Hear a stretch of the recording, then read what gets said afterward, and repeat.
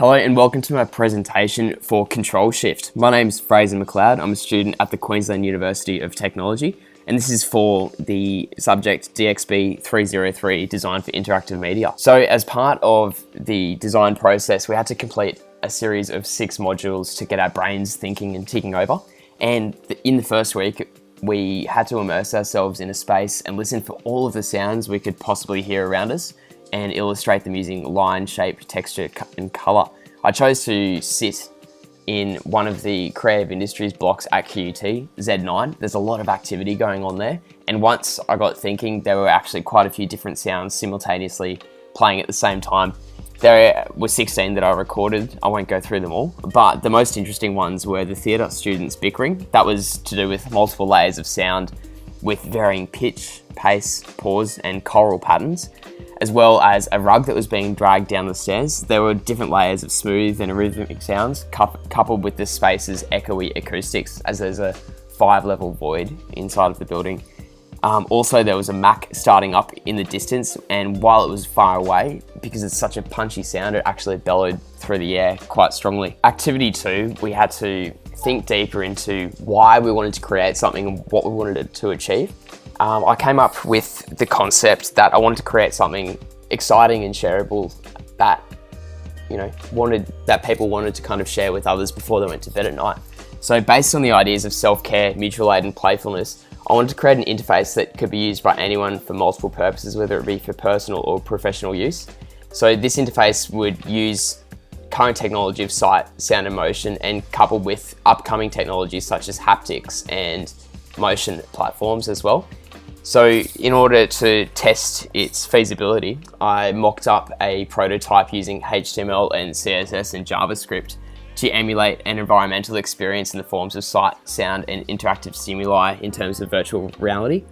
And at the end of this experience, I conducted a questionnaire for 8 different participants of 8 different backgrounds and age groups. And this provided me with a little bit more insight as to where I should go next in terms of refining my design idea. One of the respondents suggested the tool should be used for hospice and palliative care patients in order to help them with the process of what might be a very confronting experience for anyone to encounter in their lifetime. In week 3, we had to observe 3 different types of activities that people did based on observation and associate them with just sound. There were 9 different experiences that I had. None of them really prompted much inspiration, but it was interesting to associate visual actions with sounds. So in week 4, I dove much deeper into looking into relevant literature that may support the idea of use of virtual reality, immersive experiences, and sensory input specifically for hospice patients. It was difficult to find specific information around these studies as not many trials have been conducted. However, there was an article written back in 1997 by Dr. Hiroshi Oyama, and he said that humans mature and gain experiences by receiving information from their environment, and this sensation can be emulated through virtual environment when the user is placed in a realistic environment. So I thought this could be really effective supporting evidence that even though hospice patients and palliative care patients may have certain privileges of moving around and engaging with an environment taken away from them, by giving them this experience, it would enrich their lives and their everyday experiences as a person. Like, after coming up with this idea, a study was released in a BBC program called Inside Out, and that was aired on the 3rd of April. The Royal Trinity Hospital is Britain's oldest hospice facility and is also one of the most innovative in terms of using emerging technology to provide pleasurable experiences for its patients. They partnered with a London-based production company, Flix Films, and trialled some virtual reality films with hospice patients, and their feedback was quite positive. So beyond the means of bedside virtual reality experience for hospice patients, this spurred an inspiration for Control Shift to become an online community for the users to request and receive user-generated content in the forms of experiences that take shape through 4 sensory channels, which is sight, sound, touch, and motion. Week 5 got us thinking more broadly in terms of redesigning our interface just for a single sense. While this didn't directly inspire me to change my design drastically. It did inspire me to recommend the user to use specific pieces of hardware and software to make sure their experience was a pleasurable one. So for each sense, I went through and said what the key actions were, what the key outcomes were, and what key hardware were required to have an enriching experience. So in week 6, we had to explicitly define what our interface was, who it was for, and why it was designed. I'll start with why. I now invite you to close your eyes as I transport you to the situation that a palliative care patient may be in. Imagine what it's like to be told that you have a few months to live. Now, imagine what it's like to have the right to make your own decisions taken away from you. You're no longer able to interact with everyone. Choose the communities and groups or teams that you once may have been a part of. Next to go is your ability to enjoy everyday pleasures such as walking, traveling, seeing, hearing, and feeling environments that you once may have took for granted every single day. Now imagine being told that you can have some of that power back. Control Shift allows the user to feel empowered by providing them with the right to create their own desirable environment, one sense at a time, and become a part of an interactive online community. Who is it designed for? Inspired by the partnership between Royal Trinity Hospice and Flix Films in London, Control Shift has been designed for hospice and palliative care patients who may not have the opportunity to experience environments and sensations that regular people with full health may take for granted. With a predefined age group of 18 to 35 years of age, it was essential that Control Shift were to be designed for the purpose of bringing benefit in the form of self-care to the user. While the age demographic of 18 to 35-year-olds may prove problematic in the aim of retaining attention while using the interface for longer periods of time, the immersive experience for individuals without the choice of a state change, such as hospice and palliative care patients, provides an opportunity for the target users to encounter an enriching experience. In order to bring Control Shift to life, a brand identity was created with a number of assets. In terms of colour scheme, typefaces, and the logo, a combination of nurturing, futuristic, and user-friendly aspects were incorporated into the design. The design aesthetic was carried throughout the identity in terms of the key assets. The icons that represented sound, sight, motion, and touch, action buttons, and experience icons also carried this consistency. In order to promote an enriching experience and entice the user into engaging with each location, it was of an utmost importance to select strong imagery to accompany each experience. These photos were predominantly my own, and otherwise the sources were referenced accordingly. With the notion of the Internet of Things becoming increasingly embedded into society, it is important to design for multiple mediums and environments as the physical and digital worlds continue to converge. In order to consider both usability of individual user interfaces and a distributed user experience across multiple devices, a series of primary and secondary touchpoints were considered. The primary and secondary touchpoints allow the user to both control and display the interface. The secondary control touchpoints and the secondary display touchpoints do one or the other.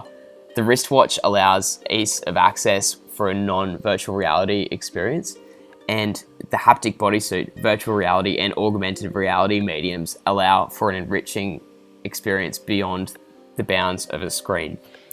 When designing the interface for different devices, two main objectives were achieved. Firstly, to give the user the ability to have multiple control points to promote ease of use, and secondly, to give the user the ability to build their experience in a customizable, modular manner. Each experience is represented in a slider-style catalogue on the dashboard of the interface. Straight away, the user is able to browse through and choose their desired experience. When selecting an experience, the user is prompted with suggestions on hardware and software to be used with the interface. This is to promote the best user experience possible.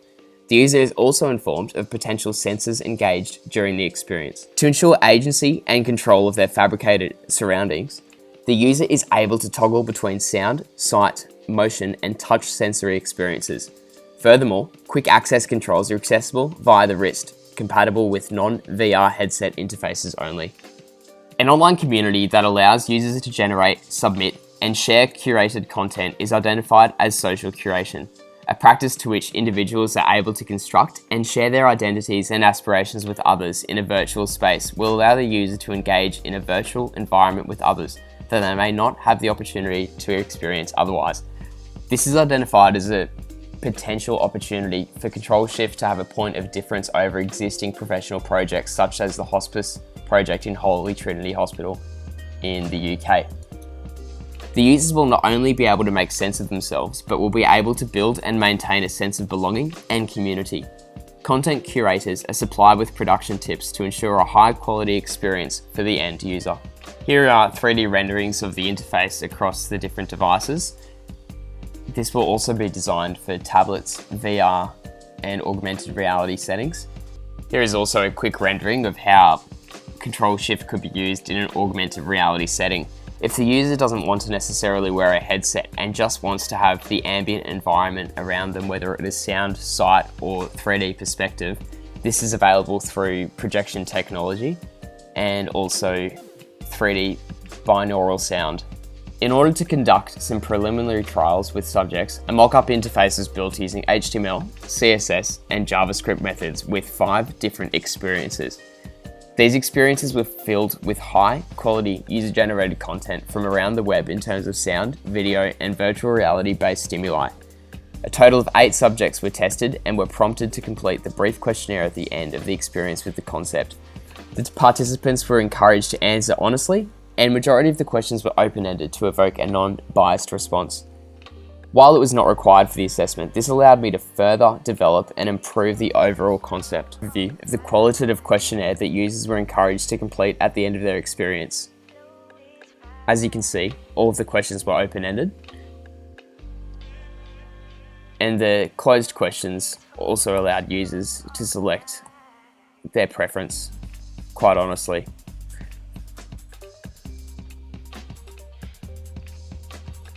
In the last step, I encourage users to create their own experience in order to draw on ideas that came from a variety of backgrounds and demographics. This is where a key idea and a key driver for the idea of Control Shift and the target user demographic came from. Here are some brief key takeaways from the qualitative research. The average pleasure scale out of 10 was the overall enjoyment that the user encountered during the experience. So that was 8.57 out of 10, which is quite high. The average level of immersion experienced out of 5 was 4.71, and there was an overall positive perception of technology's role in modern society. Each user was encouraged to choose a particular experience as their favourite, and most of them based this on their past affiliation with an experience or location that they probably wish to visit again, which tapped into nostalgia. Majority of the respondents were willing and liked the idea of touch being introduced into the experience, and one respondent suggested that the application for hospice patients would have been beneficial, which was implemented into the design.